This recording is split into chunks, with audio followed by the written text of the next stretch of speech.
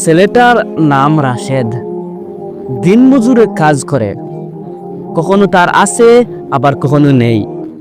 তার মা প্রায় নামাজ শেষে খাবার দিকে মুখ করে চুপচাপ তাকিয়ে থাকতেন। একদিন মা আস্তে করে ছেলেকে বললেন, বাবারে, একবার যদি আল্লাহর গড়টা আমি দেখতে পারতাম। আহ, কি আফসোস মায়ের। এই কথাটা রাশেদের বুকের ভিতর পাথরের মতো বসে গেল। সে জানে মায়ের স্বপ্নটা কতটা গভীর, কতটা পবিত্র। কিন্তু ছেলেটার পকেটে একদম খালি, 1 টাকাও নেই। ছেলেটা রাতে ঘুমাতে পারে না।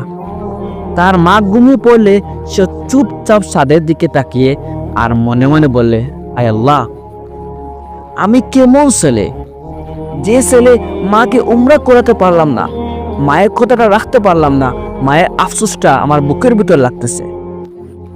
কিন্তু মা কখনো ছেলেকে অভিযোগ করেন না, বরং ছেলেকে দেখে সবসময় মা হাসেন আর বলেন, আল্লাহ জানেন রে বাবা, তুই কতটা দিন চেষ্টা করতেছিস আমাকে উমরা করানোর জন্য। এইটাই আমার জন্য সবচেয়ে বড় সম্পদ, সবচেয়ে বড় একটা আশা। রাশেদের চোখ বুঝে যায়। রাশেদ কাঁদতে কাঁদতে মাটিতে বসে পড়ে। সে বুঝে যায় মায়ের স্বপ্ন শুধু খাবার দেখা না, মায়ের সবচেয়ে বড় সুখ হলো ছেলের দোয়া আর চেষ্টা।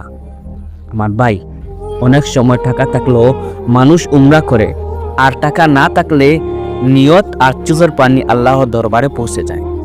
আল্লাহ রাব্বুল আলামিন সব সময় কিন্তু দেখেন, কে কত দিল তা নয়, তিনি দেখেন কে কতটা কাঁদলো, কতটা চাইলো। কেউ মাকে উমরা করাতে বিমানে বসিয়ে নিয়ে যায়, আর কেউ মায়ের হাতে হাত রেখে দোয়া করে। দুটোই আল্লাহর কাছে দামি, যদি তাতে তাকে সুন্দর ভালোবাসা, মায়ের ভালোবাসা।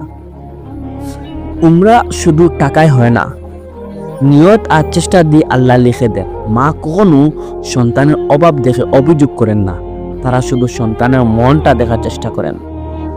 আল্লাহর বান্দার আফসোস শুনে রাখেন। আল্লাহ রাব্বুল আলামিন বান্দার আফসোস শুনে রাখেন। আজ না হোক কাল সেই দরজা অবশ্যই আল্লাহ রাব্বুল আলামিন খুলে দেন।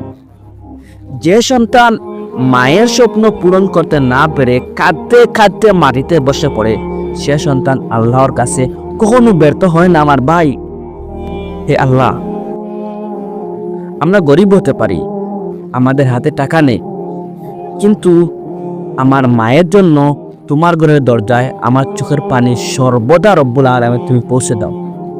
তুমি বিশ্ব নবীর রোজা পাকো, আমার দোয়া, আমার মায়ের দোয়া আর আমার আফসোস, আমার মায়ের আফসোস, এগুলা পৌঁছে দাও। যদি ভিডিওটা ভালো লাগে, ভিডিওটা শেয়ার করে দিবেন। যদি এই গল্প থেকে কিছু শিখতে পারেন, তাহলে অবশ্যই কমেন্টে বলবেন।